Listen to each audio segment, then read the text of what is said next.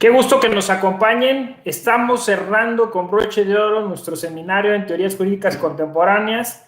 Estamos aquí presentes ya con las y los estudiantes que dieron seguimiento pues, a este programa distinto en parte, lo estábamos comentando con los invitados, con mi invitado, con mi invitada, con Liliana y con el profesor Antonio Carlos Bolmer, que bueno, pues la intención era cerrar de manera distinta. O sea, es decir, quizá unas doctrinas, unas teorías ya muy consolidadas, pero terminar con nuestro contexto, con lo que necesitamos en América Latina, con lo que es propio de nuestra cultura, ¿no? Entonces, pues tenemos aquí a dos grandes expositores del tema del pluralismo jurídico, de estas teorías críticas. No hay pierde. Voy a leer brevemente sus semblanzas. Está aquí con nosotros la doctora Liliana.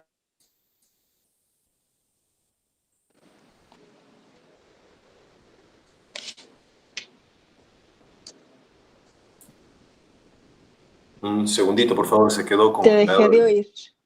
El doctor Narváez, sí. Un minuto, por favor. Sí.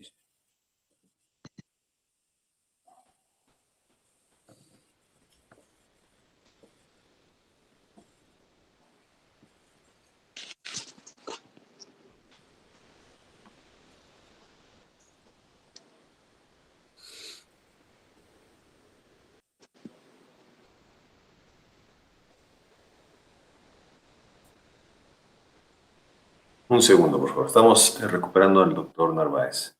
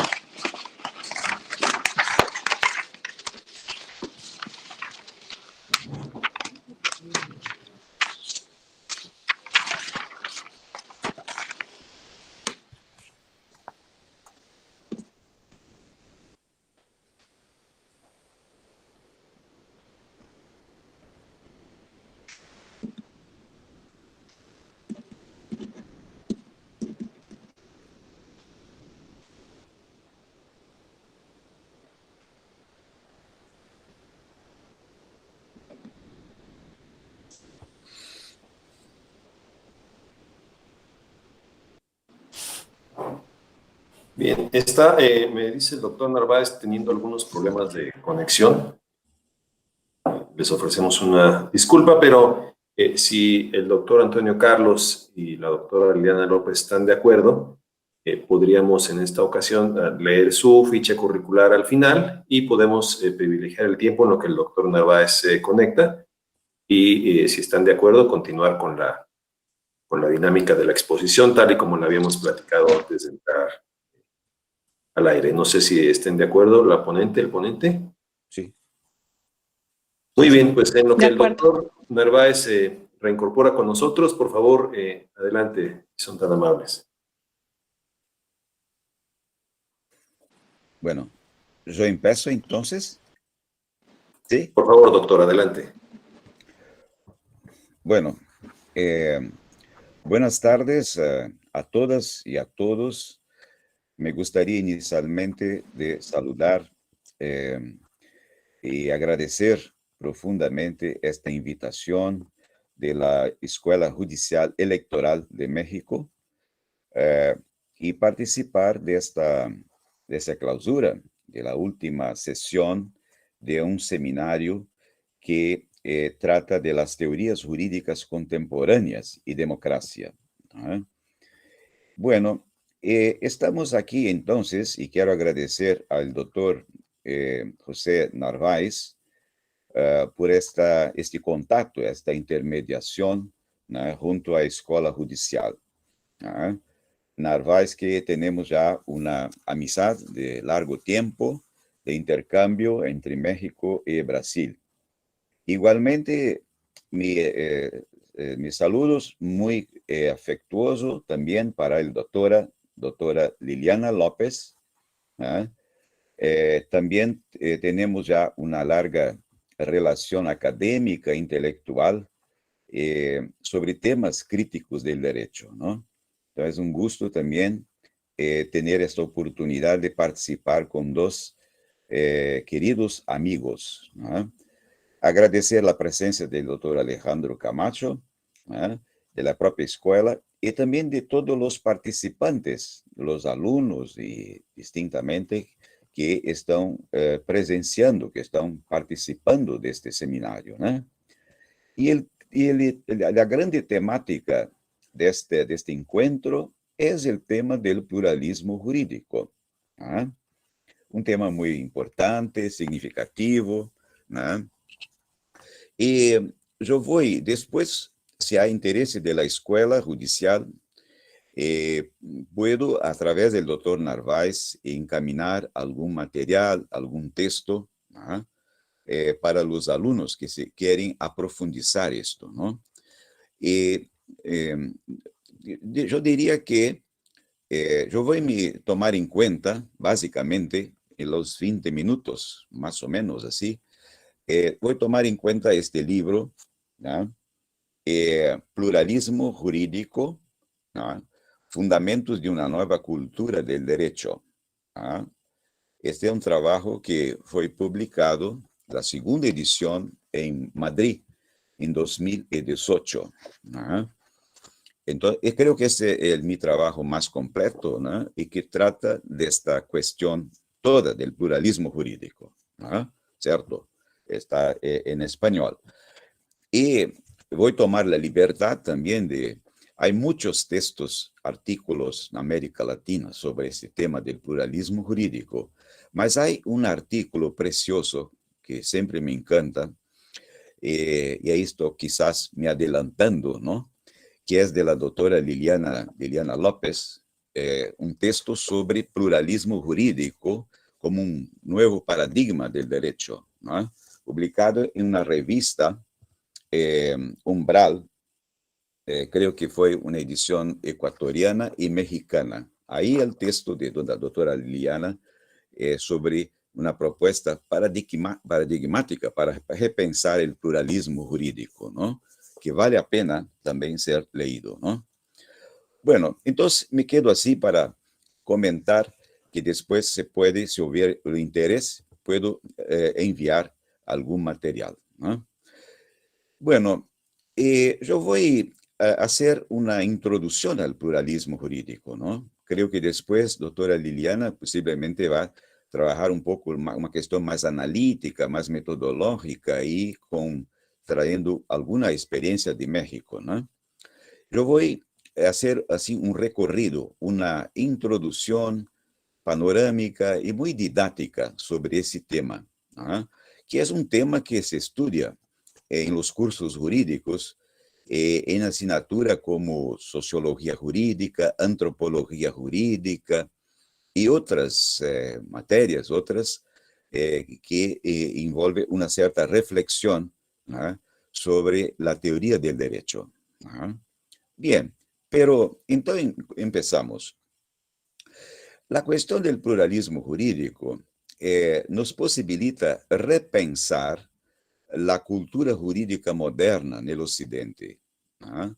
Que ha sido construida desde el siglo XV, ¿no? Siglo XV, XVI, ¿no? Lentamente por una gran descentralización, una racionalización del mundo, donde el sistema jurídico medieval, feudal, era pluralista. Había distintos sistemas jurídicos. El sistema jurídico romano, canónico, de los señores feudales, de los comerciantes, ¿no? El mundo moderno occidental va a centralizar el derecho y tornar que hay la fuente de legitimidad la fuente absoluta del derecho, de la producción del derecho será el poder político, el Estado. ¿Ah? Entonces, la cultura jurídica moderna del Occidente es una cultura monista. ¿No? Aunque el pluralismo continúa a existir, ¿no? Y el pluralismo jurídico siempre vuelve cuando hay una crisis del mismo, de la cultura monista estatal. ¿No? Bien, en este contexto, no hay tiempo para entrar en detalles sobre la formación del derecho en la sociedad moderna, que sería tema para una otra exposición, una otra clase. Es fascinante esto, de cómo se ha constituido el derecho, principalmente la parte del derecho privado, después del derecho público, del derecho procesual, ¿no? Entonces, esta cultura que vivimos, ¿no? Pero nuestro tema es específicamente el pluralismo jurídico, ¿no? Entonces voy a dividir esto en 4 momentos. No sé si voy a lograr éxito en función del tiempo, ¿no? ¿Cierto? Pero vamos a tentar rápidamente, ¿no? En 4 momentos. Primero, una breve contextualización de lo que sea el pluralismo jurídico. Segundo, pasado y presente del pluralismo jurídico en América Latina. Tercero, la cuestión de una sugerencia para trabajar el pluralismo jurídico a partir de una perspectiva conservadora, ¿no? Y de una perspectiva progresista contrahegemónica. Y por último, que no sé si voy a lograr, ¿no? Pero yo voy a mandar algún material, es la nuestra propuesta de un pluralismo jurídico desde América Latina, de un pluralismo jurídico comunitario participativo. ¿No? Arrancamos entonces. Primeiro momento, una breve contextualización del pluralismo jurídico. ¿No? Y ahí rogo la atención del doctor Alejandro para hacer un señal de cuando tengo que, ¿no? Cerrar. ¿No? Bueno, hay una retomada del pluralismo jurídico en América Latina, no solamente en finales del siglo pasado, por parte de antropólogos y sociólogos del derecho, agregándose ahí a una tradición que ya existía en cuanto a expresión de nuestros ancestrales, de los pueblos originales en América Latina. En los últimos 15 años, ganó fuerza un movimiento conocido en América Latina como Nuevo Constitucionalismo, que no se confunde con un neoconstitucionalismo garantista. Es el nuevo constitucionalismo que proviene principalmente de los Andes, ¿ah? Y de las constituciones como del Ecuador de 2008 y de la Bolivia de 2009. ¿Ah? Aparte de esto, que ha tomado cuenta la dimensión teórica y académica por parte de investigadores, ¿no? Que tiene también una tradición. ¿No? Así, el pluralismo jurídico está siendo trabajado con mucha fuerza, teniendo en cuenta los procesos constituyentes resultando de luchas históricas. ¿No? Y así vamos a ver, ¿no? Mientras tanto, la distinción de un pluralismo jurídico oficializado desde arriba, que vamos hacer una lectura como siendo un tipo de pluralismo jurídico conservador, y de un pluralismo jurídico, ¿no? Que se constrói de los movimientos populares, como, ¿no? Los movimientos indígenas, otros movimientos, ¿no? Sectores sociales, ¿no? Y que podríamos decir es un pluralismo jurídico desde abajo. Hay un pluralismo jurídico desde arriba y un pluralismo jurídico desde abajo. Es importante tener en cuenta cómo esa expresión de pluralismo posibilita a nosotros un amplio horizonte, ¿sí? Un escenario de múltiples experiencias, de luchas, de grupos que reivindican derechos, que expresan y manifestan reglamentos propios con su identidad. Manifestan, ¿no? Indiscutiblemente. Ahí esta palabra es muy rica, pluralismo jurídico, que tiene mucha complejidad, posibilitando una amplitud de significados. Podremos hablar de un pluralismo antes de la normatividad. O sea, hay también, se puede trabajar un pluralismo social, religioso, político, histórico y cultural. Pero para nosotros es significativo aquí trabajar un pluralismo en el derecho, un pluralismo jurídico. Y para eso, ¿cómo definir una sugerencia sin conceptual de pluralismo jurídico, ¿no?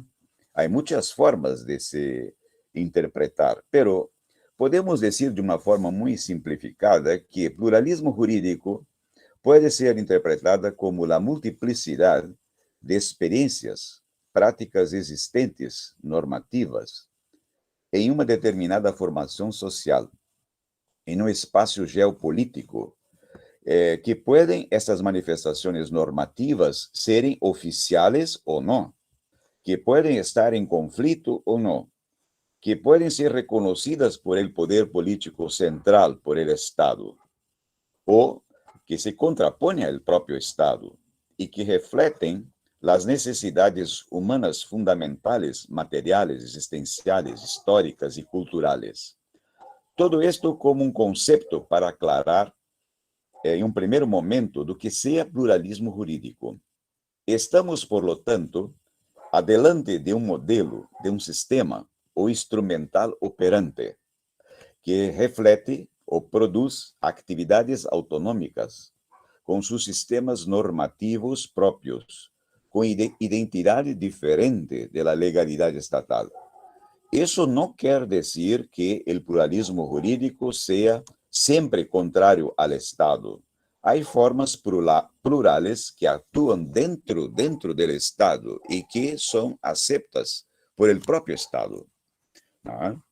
El pluralismo jurídico expresa, assim, a multiplicidade de práticas que não se reduzem ao Estado e que vão mais allá do Estado. Esto é importante subrayar como contraposição, não solamente teórica, como prática. Esto de identificar a normatividade solamente com o Estado é uma construção da modernidade ocidental, de reduzir todo o direito a única lei escrita do poder político, do Estado, como a única fuente de produção de seus órgãos. O pluralismo vai mais allá, ¿no?, del monismo, ¿no?, del monismo del Estado, de que há outras formas autênticas, autonômicas de normatividade. Adelante desta realidade, como pensar um pluralismo jurídico em la América Latina? ¿No? E aí entramos no segundo momento, o passado e presente do pluralismo jurídico na América Latina. ¿No? Podemos aí distinguir um pluralismo jurídico na América Latina colonizador, aparente ou institucionalizado, ¿no?, que se constituiu ao largo do processo de colonização, ¿no?, de uma legislação estrangeira que foi imposta durante largo período da colonização na América Latina, da colonização hispânica, ¿no?, como incluindo Espanha e Portugal, ¿no?, certo? E como foi esses transplantes? Este é outro tema muito interessante do direito internacional, do direito comparado, e que se agrega nessa análise do pluralismo, os transplantes, ¿no? Como se reproduziu isto na América Latina, ¿no?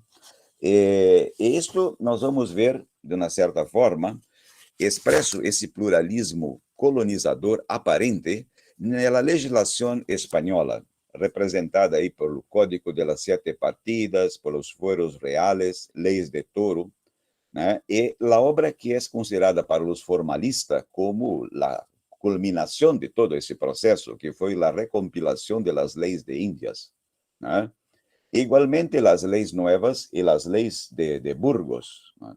Todo isso que passou a dominar a partir da conquista espanhola na América Latina, uma conquista através da força, da violência, genocídio, que destronó las grandes culturas mayas, aztecas, en Yucatán, o en el sur de América, las culturas precolombianas, los incas, sin dejar de tener efectos sobre otros pueblos, otras etnias en América del Sur, como los quechuas, aymaras, mapuches, guaraníes, charrúas y tantos otros. ¿No?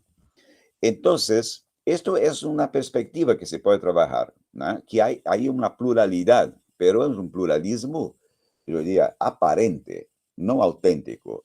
El auténtico pluralismo jurídico en América Latina es expreso por las tradiciones de nuestros pueblos originales, nuestros ancestrales, ¿no? Y hay muchas experiencias que vamos a ver en diferentes países de América Latina, desde México, Honduras, Guatemala, Ecuador, Perú, Bolivia, ¿no? De una riqueza extraordinaria. Aparte de esas experiencias, ¿no?, de pluralidad normativa, con sus, digamos, experiencias autonómicas, ¿no?, tenemos en cuenta también en algunos países de América Latina, como Brasil, Colombia, Caribe, las normatividades de los afrodescendientes, ¿no?, de los afrocaribeños, afrocolombianos y afrobrasileños. Otra experiencia muy interesante, las comunidades negras, ¿no? En Brasil se llama de quilombos, ¿no?, de cómo era la práctica jurídica de esos quilombos, ¿no?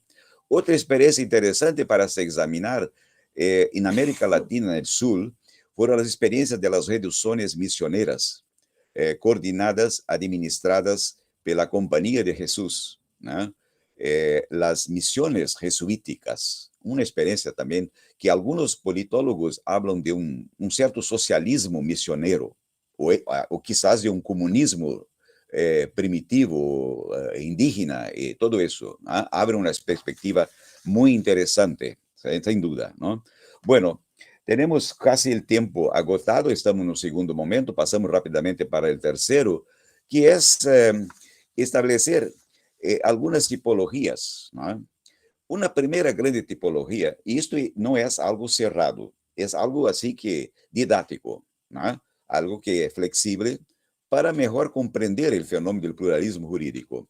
Una primera tipología puede ser el pluralismo jurídico formal, estatal, ¿no?, y un pluralismo jurídico consuetudinario, comunitario, auténtico, ¿no? El primero son experiencias dentro del Estado de ciertas normatividades existentes, ¿no? Y ahí vamos a encontrar, por ejemplo, justicias especiales reglamentadas por el Estado, como la justicia deportiva, la justicia eclesiástica, ¿no? En nivel internacional, la lex mercatoria de las empresas multinacionales y todo ese complejo, ¿no? ¿Cierto? Bien, y el segundo modelo de pluralismo jurídico comunitario, auténtico, ahí sí, estamos delante de un verdadero pluralismo jurídico, ¿no?, que va a comprender formas de justicia comunitaria en Latinoamérica, como prácticas consuetudinarias, tribunales indígenas, jurisdicciones especiales. En Perú, las rondas campesinas, o en Colombia, las milicias y grupos paramilitares, y también la justicia comunitaria en Colombia, en los grandes centros urbanos como Bogotá, Medellín y Cali, ¿no?, o las experiencias de barrios populares, o las vilas miserias como en Brasil, las favelas de Río de Janeiro, ¿no?, las normatividades de acampamientos y la rica experiencia de México, que posiblemente la doctora Liliana puede traer algunos datos, ¿no?, que es esas experiencias notables de pluralismo jurídico, como de la Policía Comunitaria de Guerrero, los caracoles zapatistas de Chiapas, los grupos de autodefensa de Michoacán, ¿no?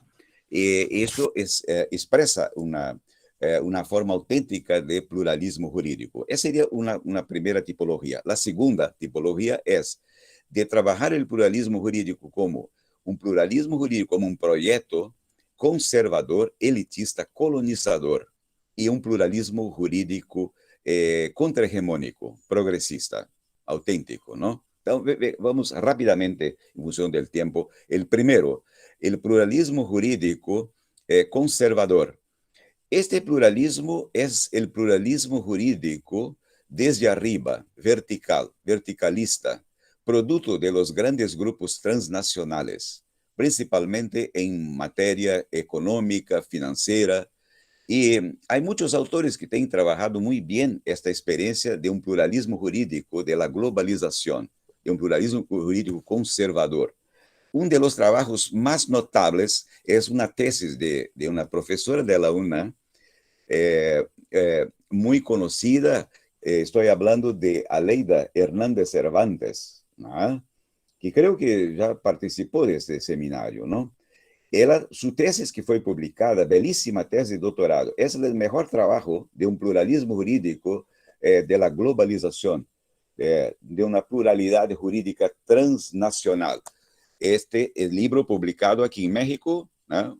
Por editorial de San Luis Potosí, ¿no? Es su tesis de doctorado, belísima, ¿no? Es una visión crítica latinoamericana de cómo contempla este fenómeno de la lex mercatoria, de producir derecho a partir de acuerdos, de negociaciones, arreglos de los grandes grupos transnacionales con el apoyo de las grandes potencias. Este es un pluralismo que se impone a los países en desarrollo, a los países periféricos, sobre la amenaza de un bloqueo económico o de una invasión militar. El segundo tipo es del pluralismo jurídico contrahegemónico, progresista. Y no solamente nuestro trabajo, como también a muchos ahí en México, ¿no? La propia doctora Liliana trabaja esa perspectiva. Nuestro querido, en portugués se dice saudoso mestre de siempre, de todos, que fue Oscar Correas, que nos ha dejado hace un año y poco, ¿no? Correas trabajó mucho esto del pluralismo jurídico con su grupo de estudio de crítica jurídica, ¿no? En la UNAM. Es una grande referencia, sin duda. Hay un grupo de ciencias también con María Teresa Sierra y otros. Entonces, hay grupos de sociólogos y antropólogos de derecho muy fuertes en México que trabajan esa perspectiva. Y también en América Latina y en otros países, ¿no? Bueno, creo que mi tiempo ya está agotado, ¿no?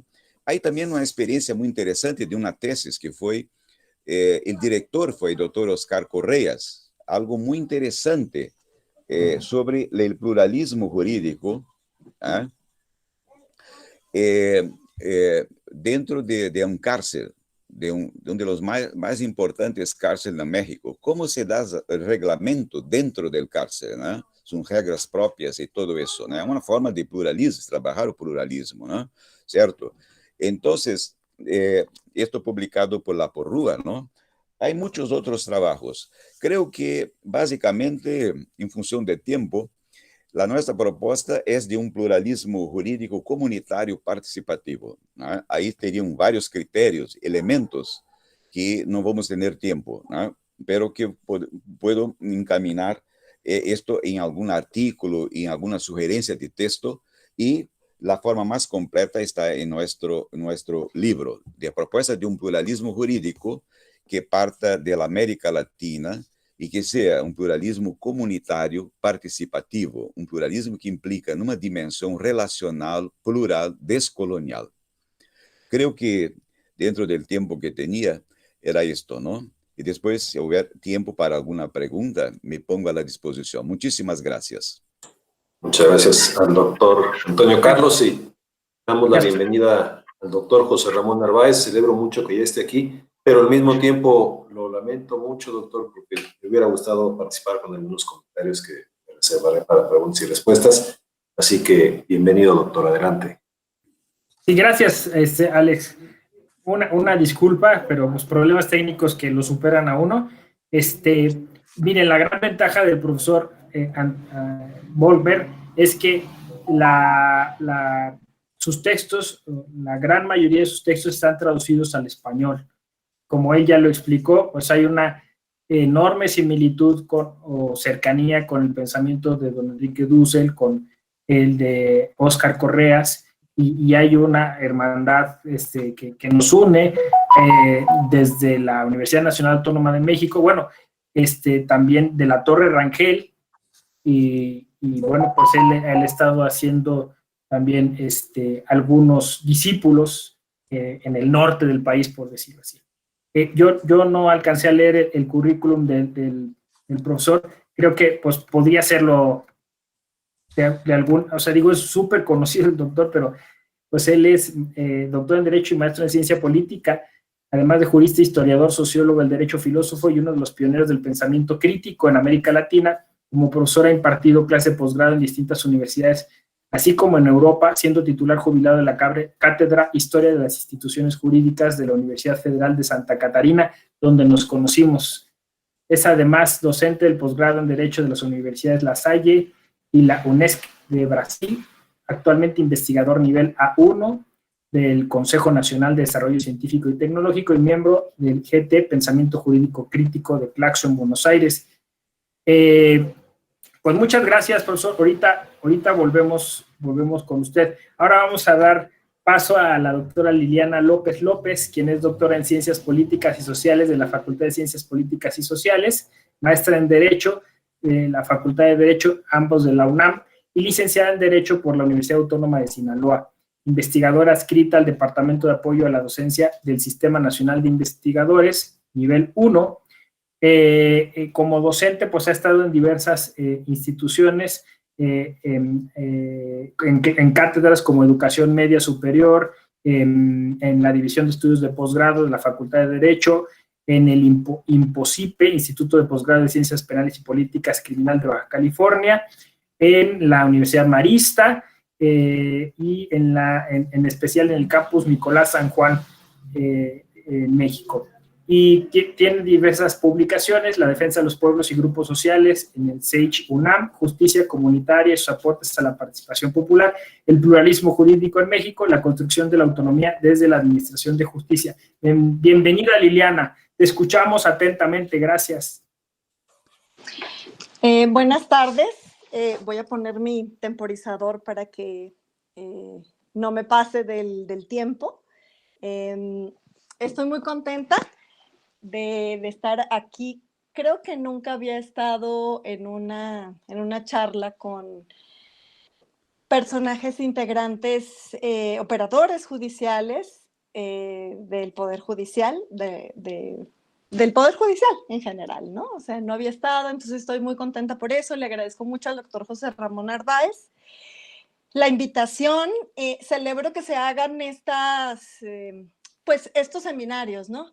Donde ustedes puedan, acercarse un poco, porque probablemente están mucho más en el mundo o inscrita su labor profesional en el mundo de las leyes y de la interpretación, y acercarse a estas otras teorías me parece que es una labor bien importante, que a mí me parece fundamental, y por eso me da mucho gusto estar aquí. También me da mucho gusto, como dijo el profesor, yo no le digo doctor porque para nosotros es el profesor, es un maestro, el maestro Antonio Carlos Vollmer.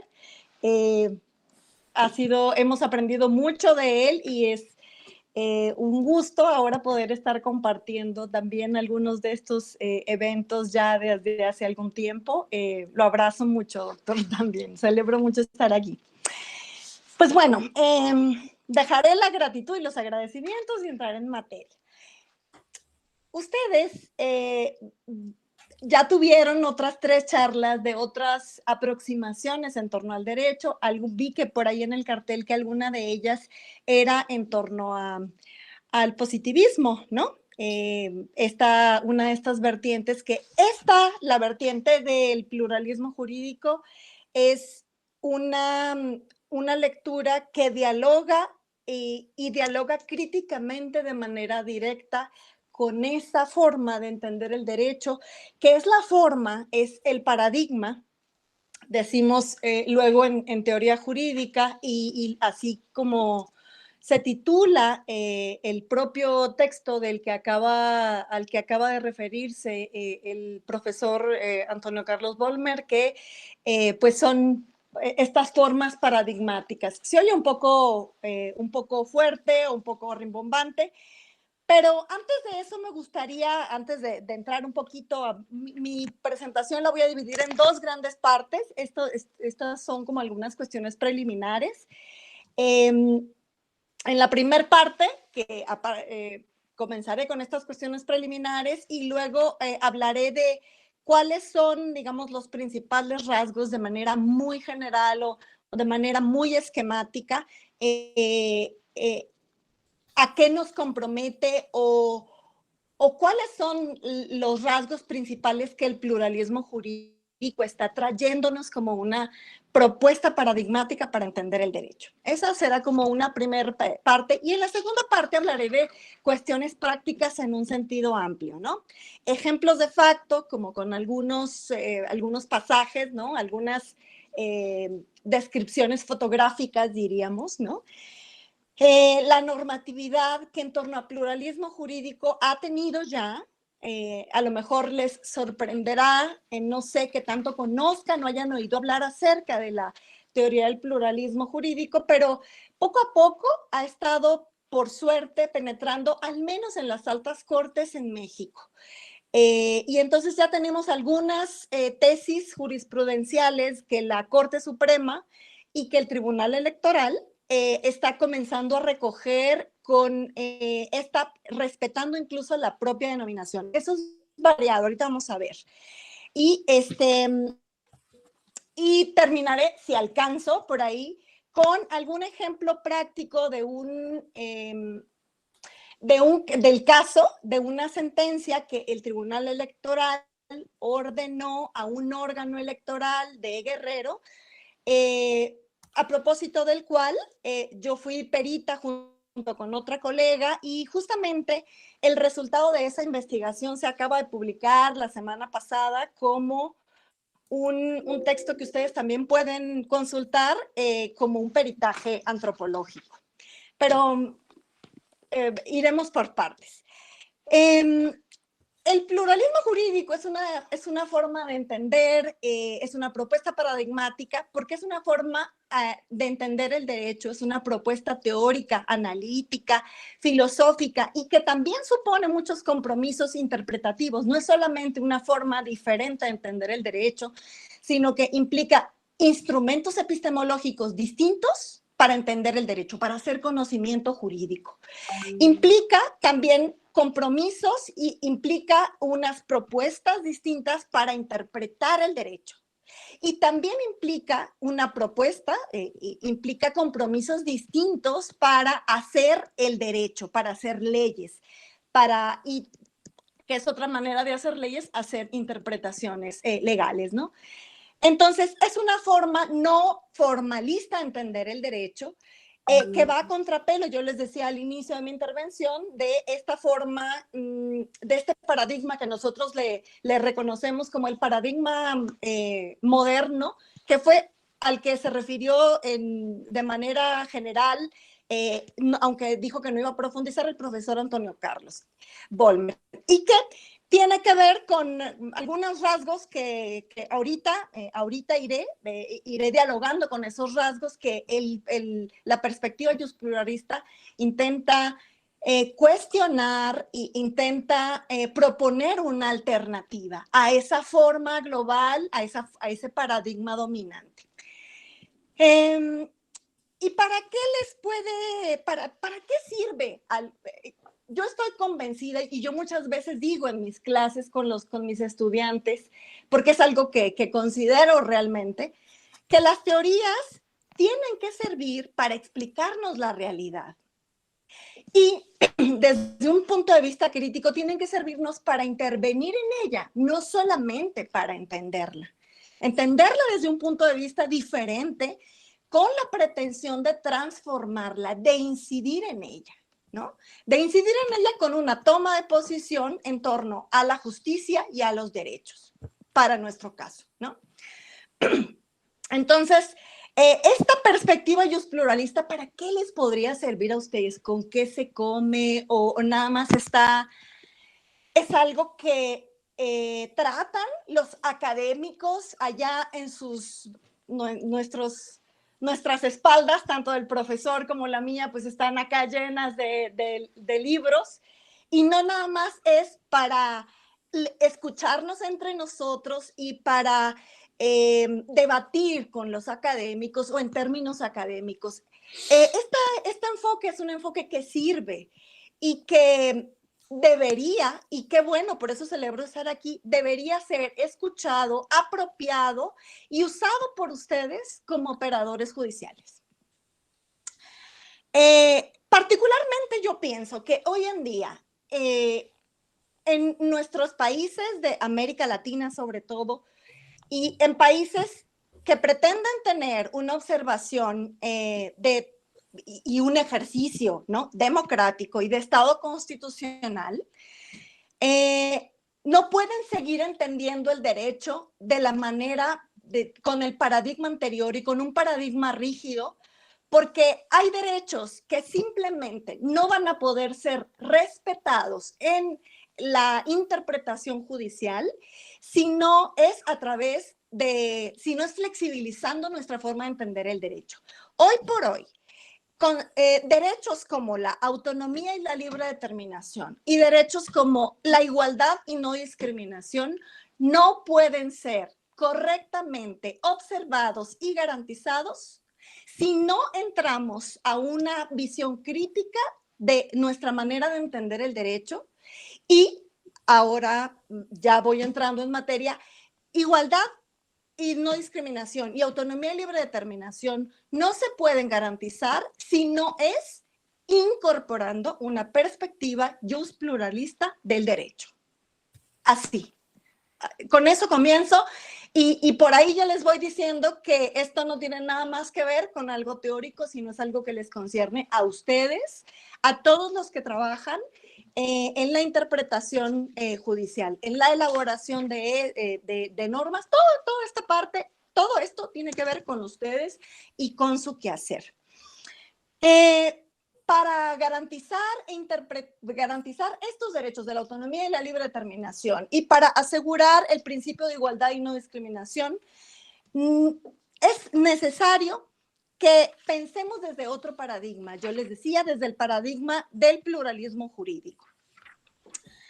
¿Cuáles son algunas que nos aporta o qué nos dice el pluralismo? ¿Qué nos aconseja? ¿Qué novedades tiene? ¿No? En términos, digamos, muy acotados, el profesor hizo ya una amplia descripción en torno a cuáles son los orígenes y por qué no nos tendríamos que sorprender tanto de que una de las primeras afirmaciones, esa es como una afirmación fundante del pluralismo, es que el derecho es más que derecho estatal.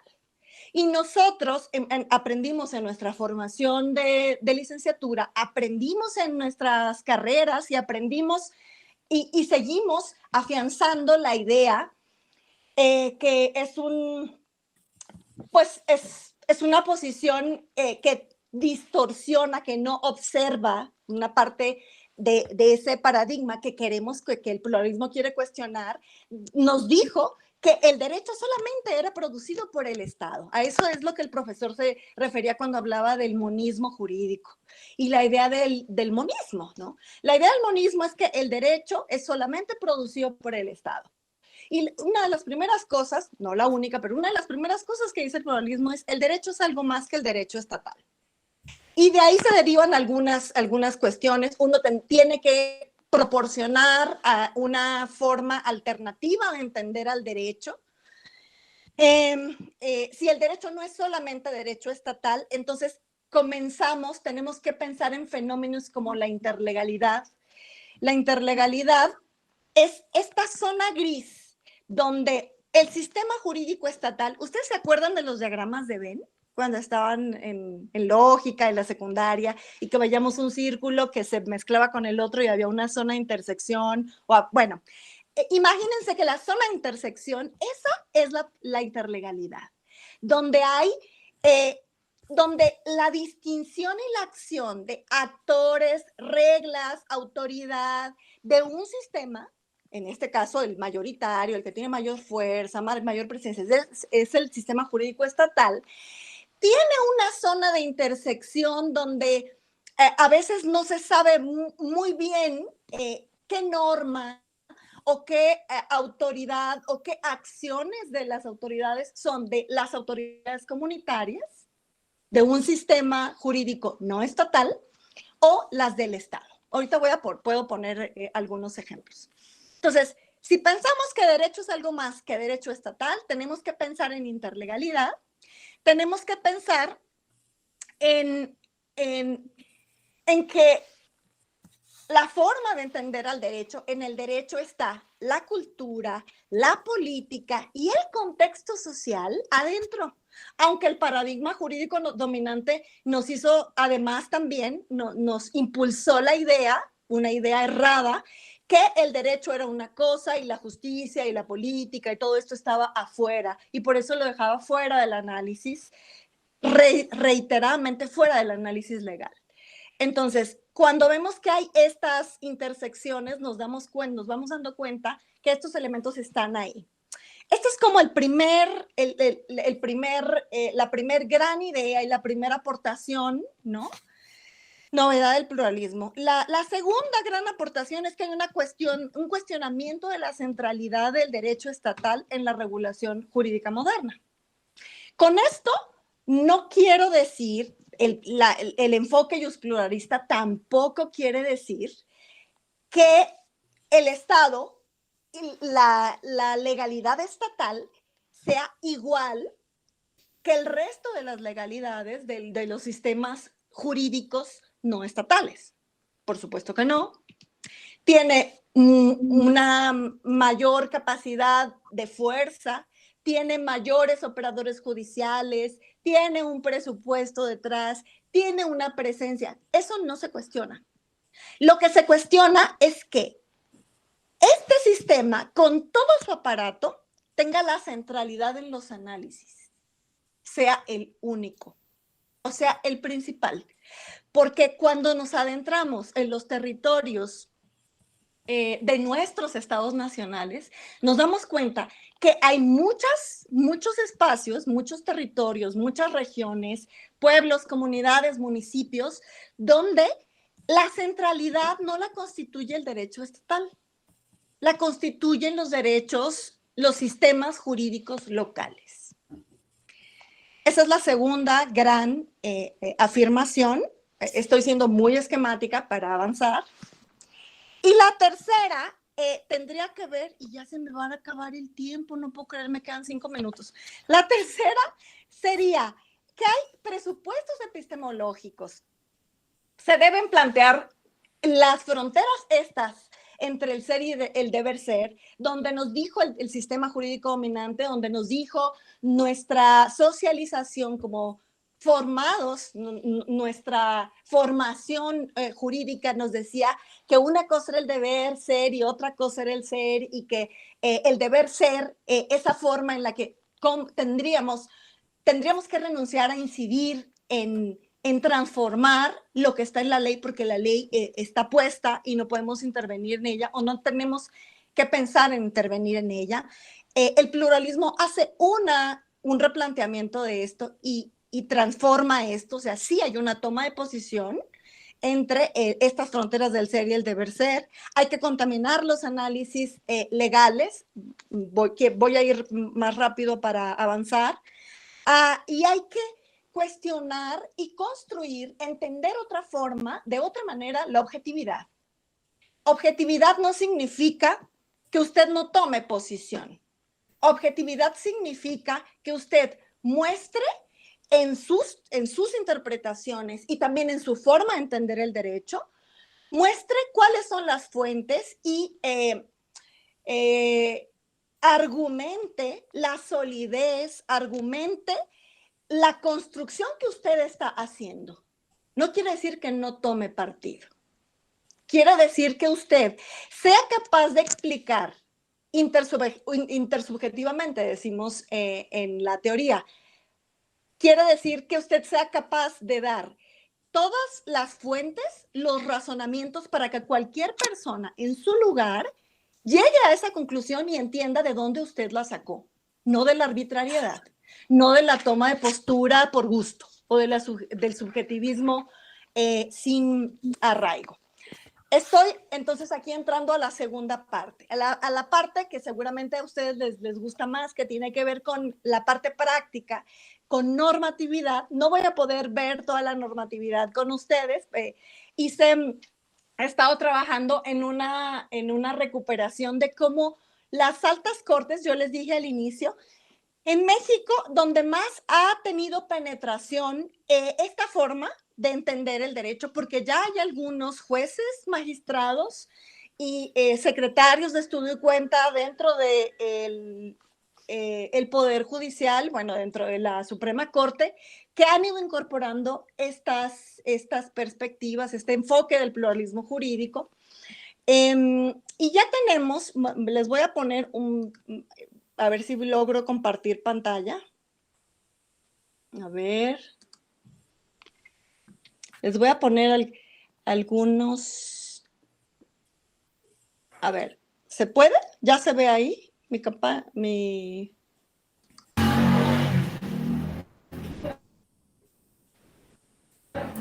Ya. ¿Ya? Se ve tu escrito. A ver si. A ver, ahí. Ya. Sexta época se ve. ¿Y ahí? ¿Ya se ve todo? Sí. Sí. Miren, la forma en la que los operadores judiciales, en la que los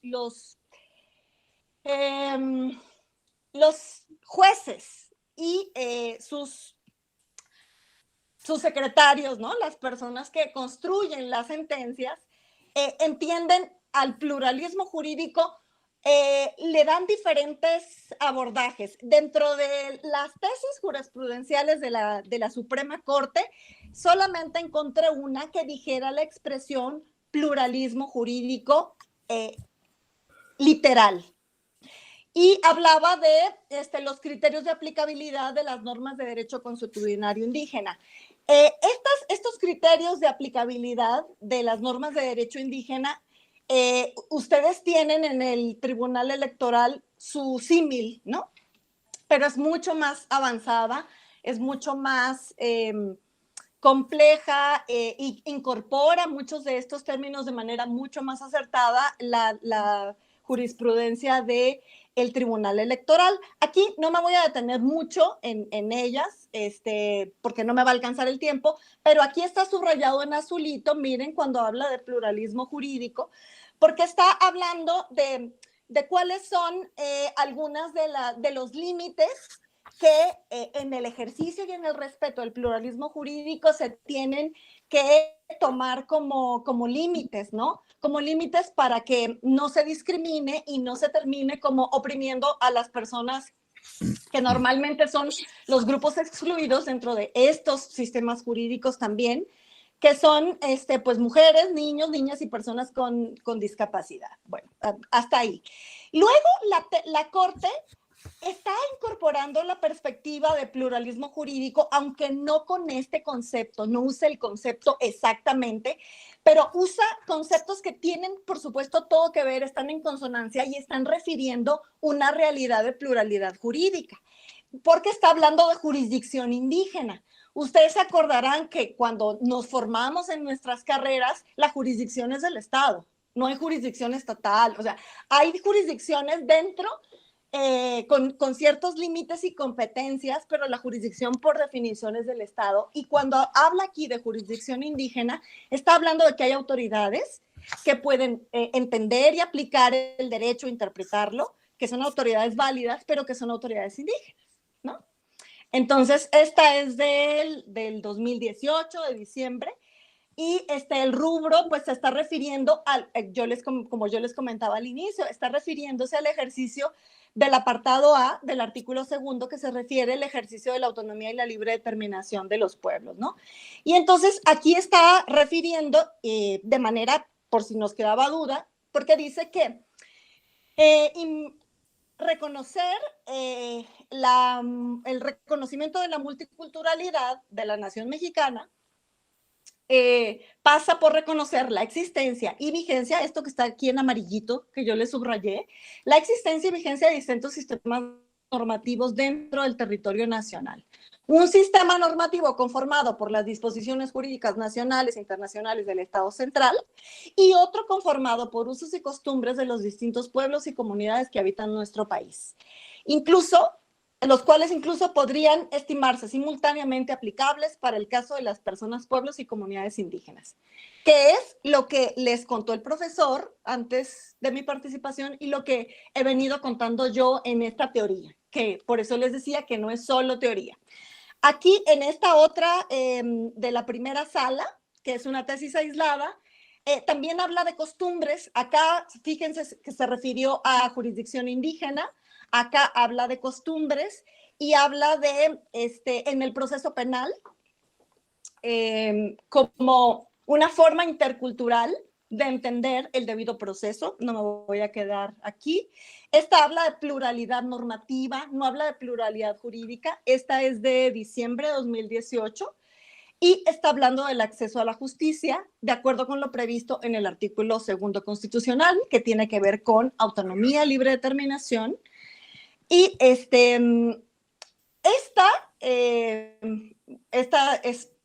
se refiere a la nombra como derecho consuetudinario indígena y está hablando de cómo se puede recurrir a peritajes antropológicos para saber si alguna de las normas que rigen y que están siendo invocadas por el justiciable y que lo pueden beneficiar más, aquí comienza hablando del principio pro persona, el juzgador tiene que saber si esta norma es parte del sistema, realmente del sistema normativo vigente, y habla de diálogo entre sistemas normativos. ¿Se dan cuenta? Bueno, aquí tengo otras más, pero me gustaría irme a esta del tribunal, aquí tengo, son como 7. Esta es una tesis que a ustedes les importa en su materia, porque no tiene mucho, es jurisprudencia de 2018 y es del Tribunal Electoral. Y fíjense cómo habla que para garantizar el acceso a la justicia hay que tener una perspectiva intercultural de las autoridades jurisdiccionales. Y para eso, para juzgar con perspectiva intercultural en materia electoral, ustedes tienen que seguir estos 6 pasos que habla aquí. Obtener información de la comunidad a partir de fuentes adecuadas que le permitan a ustedes conocer cómo está constituido, cuáles son las reglas de ese sistema normativo, a partir de opiniones especializadas en materia jurídico-antropológica, informes, comparecencias de las autoridades tradicionales, revisión de fuentes bibliográficas. Fíjense que me interesa hacer un énfasis aquí, porque lo que se suele hacer muchas veces es privilegiar exclusivamente la recurrencia a peritajes antropológicos. Y los peritajes etnográficos, o sea, los estudios etnográficos o los peritajes antropológicos son una de las fuentes, pero no son la única. Y considerar, por ejemplo, a las propias voces de las autoridades, de la comunidad o del pueblo, es algo que ustedes también podrían hacer. Porque eso permitiría poner en un lugar de mayor equilibrio la existencia y la autoridad de las autoridades tradicionales, de las autoridades indígenas, frente a las autoridades estatales, ¿no? Ustedes tienen que identificar con base en el reconocimiento del pluralismo jurídico. Fíjense que esta jurisprudencia está ya dando por sentado que ustedes no pueden decidir en estos contextos, en contextos de pluralidad cultural, si no es considerando el pluralismo jurídico, como les decía. Y tienen que identificar cuáles son las normas, las instituciones, cómo funciona. Valorar el contexto, identificar si se trata de una cuestión intracomunitaria, extracomunitaria, para resolver el conflicto, propiciar que la controversia se resuelva en la medida de lo posible, miren, privilegiando el consenso comunitario, ¿no? Y maximizar la autonomía, esta es muy importante, maximizar la autonomía de los pueblos y comunidades indígenas y minimizar la intervención externa de autoridades estatales, locales y federales. Bueno, se cumplió, creo que ya estoy sobre el tiempo. Si tienen por ahí algunas preguntas o demás, pues las podemos ver en el intercambio. Sí. Gracias. Muchas gracias, Lili. Yo creo que de aquí va a salir una, pero por carrerearlos. O sea, la idea es que debo, o sea, decir que el profesor Antonio Carlos Volver está 2 horas adelante de nosotros, es decir, ahorita son ya las 9 de la noche allá. Entonces, es un poquito el planteamiento ese. Y Liliana tiene muchas cosas que decir, o sea, podría estar aquí, ya hemos estado en otros foros, podríamos estar aquí 2 horas, pero yo creo que esto es justo un compromiso para que, aprovechando que está aquí Alex Camacho, podamos hacer un curso o un seminario más largo, porque como ven, no da tiempo. Porque te voy a decir otra cosa, Lili. Esto ya está transversalizado en la eje. Lo que tú dijiste, ya lo tenemos. O sea, es decir, hay jurisprudencia sobre la argumentación contextual o la interpretación contextual, la tenemos en nuestros cursos. O sea, en todos nuestros cursos estamos dando pluralismo jurídico. En el curso de ética, en el curso de argumentación, en los de constitucional, donde podemos, metemos el tema. Y entonces la sala superior ya tiene bastantes cosas con perspectiva intercultural. Tenemos protocolos, tenemos una defensoría de pueblos y comunidades indígenas, una defensoría electoral que hace incluso, aplica los medios alternos de solución de conflictos, y en el protocolo, por ejemplo, se considera todo lo que tú nos has dicho, ¿no? O sea, es decir, la autodeterminación de los pueblos, y se hace todo este ejercicio de interlegalidad de los sistemas normativos. Aquí hay muchos que han cursado, muchas y muchos que han cursado esos cursos y ya lo tienen bien como introyectado. Ahora hay que dar el siguiente paso, ¿no? Que es empezar lo que estás haciendo tú, metodología, aplicación ya específica en los casos concretos, obviamente amicus curiae, todo lo que peritaje antropológico, todo eso, ¿no? Entonces, yo decía, qué bueno que está aquí Lili, qué bueno que está el profesor Volmer, porque es raro ver un curso así. O sea, en cualquier institución de educación pública en México, ya déjate tú privada, o sea, un curso así de teorías jurídicas contemporáneas y que esté como una teoría jurídica importante, ¿no? O sea, marcando pauta, ¿no? Y entonces yo creo que tenemos que seguir por ese camino. Hay una pregunta de Paulo González, ¿verdad? No sé si la quiere hacer. Sí, Paulo y Felipe. Si son breves, yo no quiero, les decía, abusar del profesor, sobre todo el profesor por el horario. Entonces, si son breves, se los agradeceríamos mucho. Entonces vamos, Paulo, Felipe y Juan Ignacio. Gracias.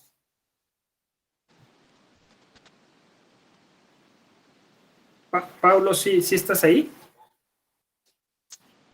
Felipe, entonces. Y ahorita volvemos con Felipe, por favor. Hola, buenas noches a ambos ponentes y muchísimas gracias por hablar de estas cosas que no se hablan, ¿no? Yo nunca había escuchado esto en la licenciatura ni siquiera en la maestría. En fin, muchas gracias. Se hablaba del pluralismo jurídico. Por cierto, la pregunta es para ambos ponentes. Se habló del pluralismo jurídico, se habló sobre cómo el derecho, desde el paradigma del pluralismo jurídico, el derecho puede venir de los movimientos populares, de los movimientos antisistémicos, desde luego de los pueblos y comunidades indígenas. Sin embargo, el problema es que si la Constitución creada por no indígenas no reconoce el derecho indígena, pues el derecho indígena no tiene validez. En ese sentido, mi pregunta es, ¿el pluralismo jurídico no implica casi necesariamente, de forma eventual, una ruptura del modelo tradicional de Estado nacional? Gracias. Sí, si quieren, profesor, y después Lili.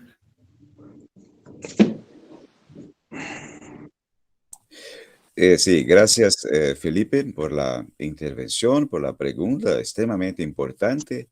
Sin duda que pluralismo jurídico, como ha comentado Liliana, es una otra mirada, es una otra visión, ¿no? Y la nuestra cultura occidental es una cultura estatalista, monocultural, ¿no? Etnocéntrica. Ahí basta ver toda esta reproducción que tenemos en América Latina, ¿no? Y evidentemente que el pluralismo avanza en una concepción, nos posibilita una visión, digamos, que transcende a la tradición de un Estado nacional soberano, que es una construcción mítica de la modernidad, ¿no? Entonces, trabajar pluralismo jurídico es abrir una perspectiva de una dimensión relacional, intercultural, y de una otra forma de mirar el Estado en América Latina, ¿no? O que podemos decir es pensar también la refundación del Estado latinoamericano, ¿no? Valorizar las etnias, las comunidades, los pueblos originales, ¿no? Y eso implica una profunda revisión de los paradigmas na política, del paradigma clásico de la representación para un paradigma ahora, digamos, participativo, comunitario, ¿no? Y en ese aspecto es importante tener en cuenta los avances del constitucionalismo pluralista andino en América Latina. La Constitución de Bolivia de 2009 va a conclamar, digamos, va a establecer la idea y la construcción de un Estado plurinacional arriba de las etnias, de las más de 30 etnias existentes en Bolivia, ¿no? Y la Constitución de Bolivia, y ahí se puede hacer una discusión sobre su eficacia, su aplicabilidad, pero en términos constitucionales, ella expresa, es la Constitución, me parece así, la Constitución más pluralista que tenemos en el contexto de mundialidad. Así como la Constitución del Ecuador es la más ecológica, los grandes avances del derecho de la naturaleza, ¿ah? Inspirada en el buen vivir. La Constitución de Bolivia es una constitución pluralista, de un pluralismo político y jurídico. Es un pluralismo jurídico igualitario y formal. ¿De qué forma? La Constitución consagra por la primera vez en una constitución latinoamericana un pluralismo que establece la forma de un pluralismo que iguala y nivelar la justicia ordinaria del Estado con la justicia indígena campesina, ¿no? Entonces, es un pluralismo ahí igualitario, ¿no? Hay jurisdicciones especiales consagradas en la propia Constitución, ¿no? Y es también formal porque la primera vez el pluralismo deja de ser solamente una discusión teórica, académica, de los expertos, de los investigadores y también de experiencias empíricas de antropólogos para ser expresión real, efectiva de la tradición, digamos así, de los pueblos originarios, formalizada en una constitución. Más de cualquier otra constitución en América Latina, la Constitución de Bolivia ela es de un pluralismo jurídico igualitario y de um pluralismo formal. Está formalizado o pluralismo jurídico, né? E é por isso que traz consigo uma outra concepção de Estado, não mais de um Estado nacional, soberano, que é essa concepção clássica, dominante, hegemônica, pero agora de um Estado plurinacional. É inovador. Se na prática isto está funcionando, é outra coisa a que se pensar, porque há críticas também a esse pluralismo jurídico de los Andes, não? Porque se dice que houve grandes avanços em las constituciones, e principalmente de la Bolívia, mas que en la realidad predomina humanismo. O pluralismo é um pluralismo jurídico ocultado, camuflado, disfarçado, né? Porque quando há conflito entre a jurisdição indígena e a jurisdição ordinária, acaba os juízes fazendo uma interpretação que sempre cai em função de la justicia ordinaria, del derecho estatal, ¿no? No quiero me alongar porque gostaríamos también de oír un poquito a Liliana, ¿no? es un tema realmente fascinante. Tenemos que cambiar nuestras metodologías, nuestras epistemes, ¿no? Para pensar la cuestión del derecho y del Estado en América Latina. Eso implica pensar también un concepto de ciudadanía, un concepto de república, de democracia. Todo está a lo largo de esta reflexión sobre derecho y Estado. Así es, así es. Y creo que igual se contesta un poco la pregunta de Marcos Geraldo, porque dice cuáles serían algunos límites del pluralismo jurídico, es decir, cómo sabes cuándo lo jurídico deja de ser jurídico. Es justo eso, cuando cambiamos nuestras categorías, es un poco lo que decía el profesor Volmer, lo que decía Lili, ¿no? Entonces, lo jurídico deja de ser estrecho, formal, obtuso, ¿no? Y se amplía, y ampliamos nuestro concepto de derecho. Sí, Lili, adelante. Yo solamente hago un comentario, creo que el profesor contestó ampliamente y de manera muy puntual, o sea, con una referencia interpretativa, ¿no? Que nos da para mucho, para los referentes de cómo hemos construido, pues, la obligación política contemporánea, ¿no? La noción de ciudadanía, la propia noción de Estado y de nación estaban unidas, estuvieron unidas en toda nuestra formulación de la teoría política que conocemos, la teoría hegemónica y también de la teoría jurídica.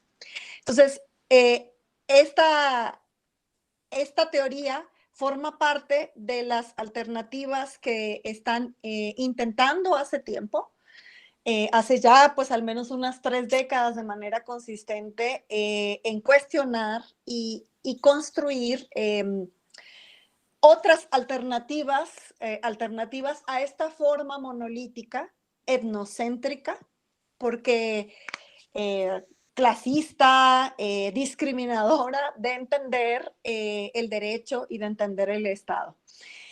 A mí voy a poner y dando respuesta, o sea, vinculando esto con la respuesta de Marcos Geraldo, que si el derecho no es, cuando sabemos que todas las normas son derecho, creo que tu pregunta es más o menos esa.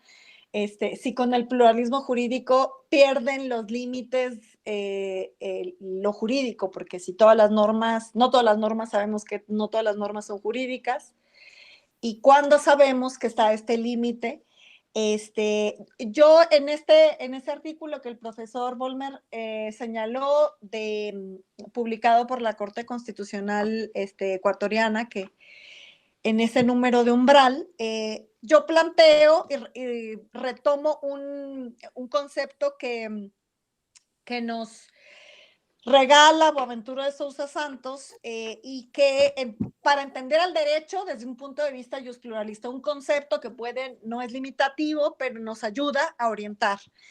El derecho entendido desde un punto de vista no estatalista, podría ser entendido como el cuerpo de procedimientos y estándares normativos regulados que se considera exigible ante un juez o un tercero, que imparte justicia y que contribuye a la creación y la prevención de disputas, así como a su solución mediante un discurso argumentativo acompañado del uso de la fuerza.